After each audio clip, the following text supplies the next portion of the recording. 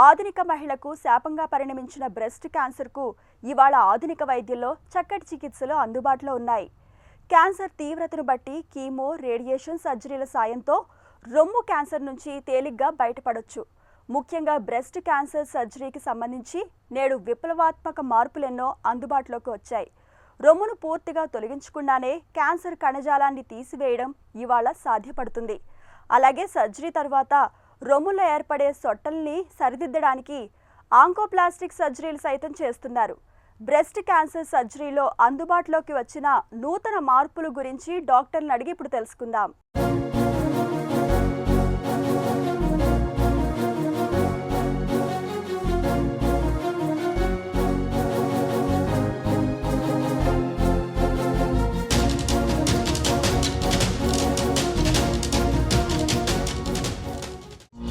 రొమ్ము క్యాన్సర్ బారిన పడ్డప్పుడు రొమ్మును పూర్తిగా తొలగించడం వల్ల కోలుకునే అవకాశాలు పెరుగుతాయా? మాస్టెక్టమీ అంటే రొమ్ము అంతా తొలగించటం. ఈ రొమ్ము మాస్టెక్టమీ చేస్తే చాలామందికి అపోహ ఉన్నది ఏంటంటే మాస్టెక్టమీ చేయించుకుంటే వారి సర్వైవల్, వారి ప్రోగ్నోసిస్ బాగా ఉంటుందని చాలామంది అనుకుంటారు. కానీ అది వాస్తవం కాదు. ఇటీవల కాలంలో అడ్వాన్సెస్ నియో అడ్జువెంట్ థెరపీ అంటారు. అంటే క్యాన్సరు ఇంతకు ముందు రోజుల్లో చిన్నగా ఉన్నప్పుడు మాత్రమే ఈ బ్రెస్ట్ కన్జర్వేషన్ సర్జరీ చేయటం అనేది రికమెండ్ చేసేవారు. ఇటీవల కాలంలో పెద్ద క్యాన్సర్ ఉన్నప్పటికీ ఆ క్యాన్సర్ సైజ్ని, ఆ క్యాన్సర్ కణితిని చిన్నగా చేయటానికి కీమోథెరపీ, సర్జరీ, శస్త్రచికిత్స చేసే ముందు చేసినట్టయితే, ఆ సైజు తగ్గించినట్టయితే రొమ్ముని మొత్తం తొలగించాల్సిన అవసరం లేకుండా కేవలం ఆ క్యాన్సర్ కణితిని, నార్మల్ టిష్యూని తీసే అవకాశం ఈ రోజుల్లో అందుబాటులోకి వచ్చింది.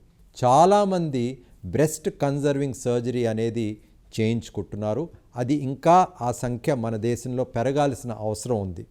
కాకపోతే అన్ని సందర్భాల్లో బ్రెస్ట్ కన్జర్వేషన్ సర్జరీ చేయలేము.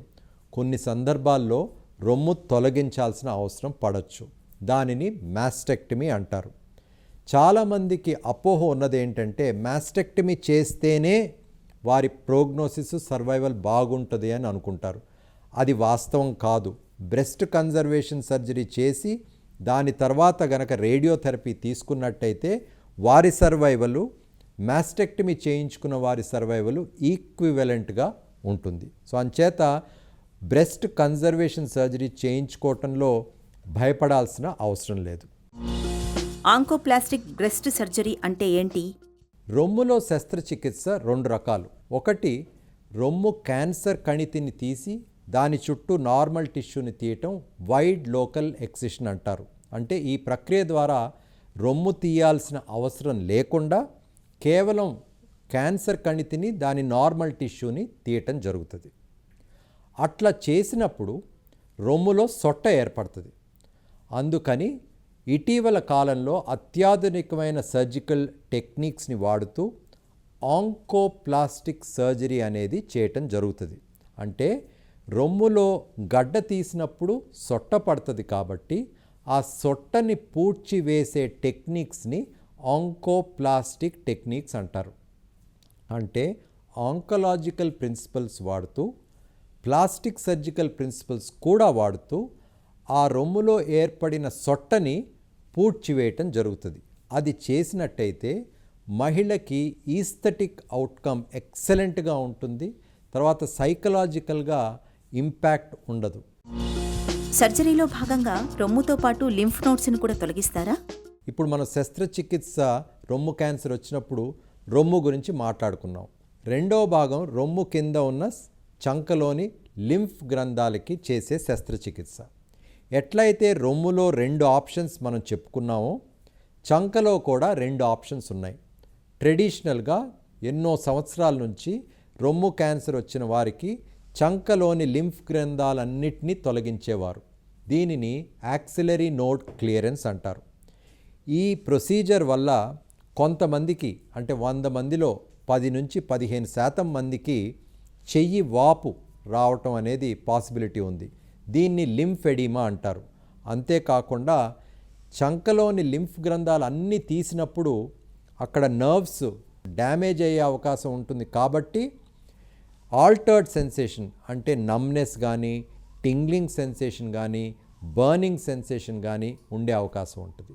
ఈ సైడ్ ఎఫెక్ట్స్ యాక్సిలరీ నోడ్ క్లియరెన్స్కి ఉంటాయి. కాబట్టి ఇటీవల కాలంలో సెంటినల్ నోడ్ బయాప్సీ అనే ఒక మినిమలీ ఇన్వేజివ్ ప్రొసీజర్ చంకలో చేయటం జరుగుతుంది. సెంటినల్ నోడ్ బయాప్సీ అంటే ఏంటి? దీంతో ఉన్న ప్రయోజనాలేంటి?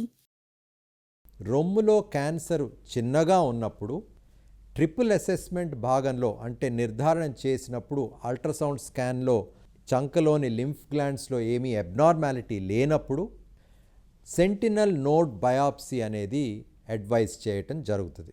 ఆ సెంటినల్ నోడ్ బయాప్సీ అంటే ఏంటంటే రొమ్ములో క్యాన్సర్ వచ్చినప్పుడు మొట్టమొదట వెళ్ళేది 1, 2, 3 లింఫ్ నోడ్స్కి ఫస్ట్ అది సోకే అవకాశం ఉంటుంది, క్యాన్సర్ స్ప్రెడ్ అయ్యే అవకాశం ఉంటుంది. అంటే ఆ సెంటినల్ లింఫ్ నోడ్స్ మాత్రమే ఇన్వాల్వ్ అయినాయా లేదా అని ఈ సెంటినల్ నోడ్ బయాప్సీ ద్వారా తెలుసుకోవచ్చు. ఈ సెంటినల్ నోడ్ బయాప్సీ ఎట్లా చేస్తారంటే ఆపరేషన్ చేసే సమయంలోనే ఒక డై లేదా డైతో పాటు ఒక రేడియో యాక్టివ్ డై ఇంజెక్ట్ చేయటం జరుగుతుంది. ఇటీవల కాలంలో ఇండోసైనిన్ గ్రీన్ అనే ఒక ప్రక్రియ ద్వారా కూడా ఈ సెంటినల్ లింఫ్ నోడ్ బయాప్సీ చేయటం జరుగుతుంది. చెనుమున దగ్గర ఈ ఇంజెక్షన్ ఇస్తారు. ఇచ్చిన కొంత సమయంలో చంకలో ఒక చిన్న రంధ్రం ఏర్పరిచి ఒక ఇన్సిషన్ చేసి కేవలం 1 లేదా 2 లేదా 3 లింఫ్ నోడ్స్ తీయటం జరుగుతుంది. అది తీసినప్పుడు క్యాన్సర్ ఉందా లేదా అని అదే సమయంలో ఆపరేషన్ చేస్తున్న సమయంలోనే ఫ్రోజన్ సెక్షన్లో తెలిసే అవకాశం ఉంటుంది. అంటే ఆ తీసిన లింఫ్ నోడ్ని పెథాలజిస్ట్ దగ్గరికి అదే సమయంలో ఆపరేషన్ చేస్తున్న సమయంలోనే పంపించి ఆ పెథాలజిస్టు ఆ లింఫ్ నోడ్ని కట్ చేసి డిసెక్ట్ చేసి క్యాన్సర్ ఉందా లేదా అని వారు తెలుపుతారు. క్యాన్సర్ గనక లేకపోతే ఫ్రోజన్ సెక్షన్లో మిగతా లింఫ్ నోడ్స్ని తీయాల్సిన అవసరం లేదు. సో అందుచేత రొమ్ములో ఎట్లాగైతే రొమ్ము తొలగించాల్సిన అవసరం లేకుండా ఉండే ప్రక్రియ wide local excision with oncoplastic surgery వచ్చిందో చంకలో కూడా లింఫ్ నోడ్స్ అన్నిటినీ తీయాల్సిన అవసరం లేకుండా సెంటినల్ నోడ్ బయాప్సీ అనేది ఇటీవల కాలంలో అందుబాటులోకి వచ్చింది. బ్రెస్ట్ క్యాన్సర్ బారిన పడినప్పుడు రొమ్మును పూర్తిగా తొలగిస్తారన్న భయం అక్కర్లేదు. ఆధునిక సర్జరీల సాయంతో రొమ్మును పూర్తిగా తొలగించకుండానే ఇవాళ క్యాన్సర్ కణజాలాన్ని చక్కగా తొలగించవచ్చు. ఆంకోప్లాస్టిక్ సర్జరీల సాయంతో రొమ్ముల్ని తిరిగి చక్కగా తీర్చిదిద్దుకోవచ్చు. ఒక చిన్న చిట్కా మీకోసం. చుండ్రు మూలంగా జుట్టు బాగా రాలిపోతున్నప్పుడు స్నానం చేయడానికి అరగంట ముందు 1 స్పూన్ నిమ్మరసానికి కొద్దిగా ఉసిరిపొడిని కలిపి తలకు పట్టించి మృదువుగా మర్దన చేయండి. నిత్యం ఇలా చేస్తుంటే చుండ్రు బాధలు తగ్గడంతో పాటు జుట్టు రాలడం కూడా తగ్గిపోతుంది.